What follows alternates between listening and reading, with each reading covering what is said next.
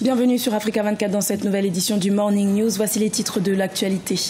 Célébration du 56e anniversaire de la réunification du Cameroun francophone et anglophone ce dimanche 1er octobre. Les parlementaires ont profité de cette occasion pour lancer un appel en faveur de l'unité nationale.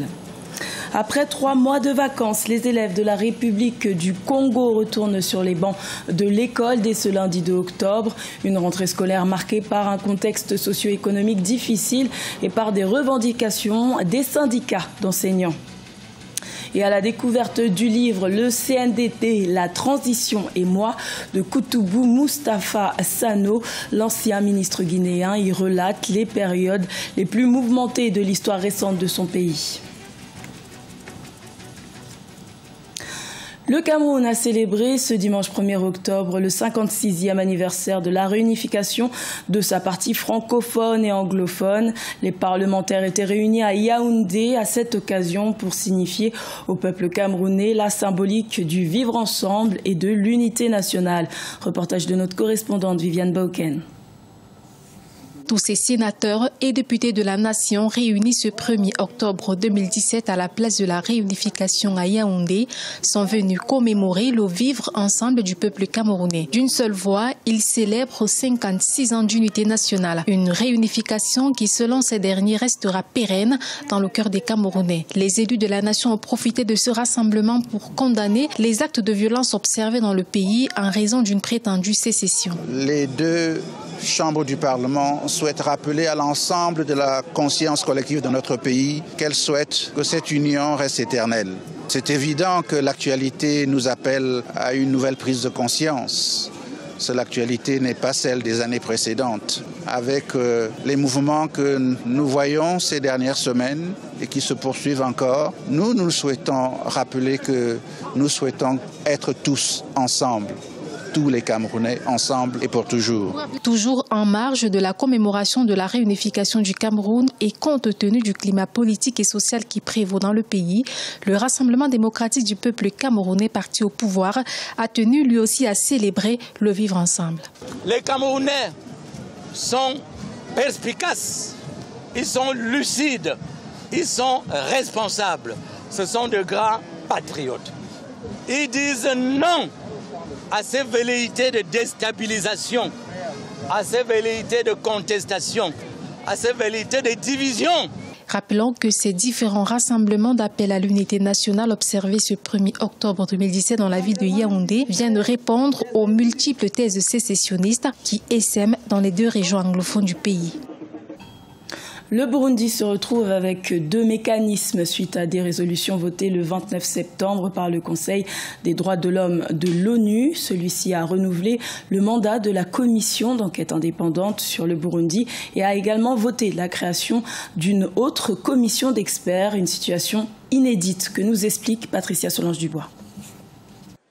La commission indépendante d'enquête de l'ONU sur le Burundi a été prolongée d'1 an malgré les réticences du gouvernement. Cependant, un autre texte a été présenté par le groupe Afrique, soutenu par les autorités burundaises, qui a également été validé par le Conseil des droits de l'homme de l'ONU. Le pays se retrouve ainsi avec 2 mécanismes contradictoires. L'Union européenne avait proposé une résolution pour demander notamment à ce que la CPI puisse lancer des enquêtes contre certains criminels burundais. Ce projet de résolution a été mis en concurrence par une autre résolution de l'Union africaine, du groupe africain qui est membre des pays membres du Conseil des droits de l'homme. C'est une commission d'experts et qui rendront compte aux auteurs des crimes. Le rapport définitif rendu lundi 18 septembre devant le Conseil des droits de l'homme fait état de graves violations des droits humains depuis le début de la crise politique en 2015. L'ouverture d'une procédure par la Cour pénale internationale avait été demandée par la Commission lundi 4 septembre pour crimes contre l'humanité. Le président de la commission d'enquête, Fadza Ouguergouz, met en cause une responsabilité allant jusqu'au sommet de l'État. L'État burundais n'est pas le seul acteur dans la crise burundaise, donc il faudrait que les témoignages puissent provenir de tous les acteurs. Si le gouvernement, en tant que membre des Nations Unies, a réfuté tout d'abord la composition et la mise de cette commission, c'est-à-dire qu'il manquait quand même, qu'il y avait un manque de garantie d'indépendance. Je pense qu'il y a une pression quelque part pour que effectivement cette commission d'enquête soit aussi une façon de manipuler l'opinion et aussi manipuler la CPI. Le résultat de l'enquête sera communiqué aux autorités judiciaires du Burundi qui devront se charger de juger l'affaire. De son côté, la Cour pénale internationale dispose jusqu'au 27 octobre pour décider de se saisir elle-même de l'affaire. En République du Congo, c'est ce lundi 2 octobre que les élèves reprennent le chemin de l'école. Une rentrée qui se déroule dans un contexte particulier, marqué par des difficultés économiques et financières auxquelles viennent s'ajouter les revendications des syndicats d'enseignants. Mais le gouvernement se veut rassurant et prône la voie du dialogue. Reportage de notre correspondant Deva Panzou. Les élèves reprennent le chemin des classes dès ce lundi 2 octobre 2017 sur l'étendue du territoire national après 3 mois de vacances. L'administration publique de l'éducation a pris toutes les mesures nécessaires afin d'assurer l'effectivité de cette rentrée. Les conditions sont réunies. On peut constater que les équipes de maîtrise ont déjà été nommées. La rentrée administrative a eu lieu sur toute l'étendue du territoire national. Toutes les conditions sont réunies pour une rentrée des classes effectives. Les enseignants ont reçu leur note de mutation, d'affectation pour ceux qui viennent de sortir des écoles de formation. L'éducation a toujours constitué une des priorités du gouvernement. La République du Congo est l'un des pays d'Afrique dont le taux de scolarisation est élevé, soit environ 80%. Face aux revendications des enseignants qui réclament entre autres un statut particulier depuis 2008, le ministre de l'Enseignement demeure serein face à la voie adoptée, celle du dialogue. Nous privilégions le dialogue. Et nous avons eu une série de rencontres avec les partenaires sociaux, avec les syndicats de l'enseignement. Nous pensons que nous sommes en adhérence. Il n'y a pas trop de risques parce que tous les points qui font l'objet de leurs revendications sont examinés de commun accord et nous suivons tous l'évolution. Pratiquement, c'est depuis 2008 que nous réclamions ce statut particulier et jusqu'à aujourd'hui, le gouvernement ne va que de promesse en promesse. Mais cette année, nous croyons que vraiment on va arriver donc à la fin de cette situation pour éviter les menaces de grève à répétition. Plusieurs écoles privées ont lancé leur rentrée scolaire avant la date prévue par les autorités. Mais à partir de la prochaine rentrée, toutes ces écoles devraient se conformer au programme public. Avec la crise que traverse le pays, de nouveaux mécanismes de financement de l'éducation congolaise doivent être mis en place. En Guinée, l'un des tout premiers témoignages de la période de transition politique du pays est sorti dans les librairies le 30 septembre. Il s'agit du livre Le CNDD, la transition et moi de l'ancien ministre Koutoubou Moustapha Sano. Dans cet ouvrage, il relate les événements qui ont suivi la prise du pouvoir par la junte militaire en décembre 2008. Reportage de notre correspondant Emmanuel Milimono.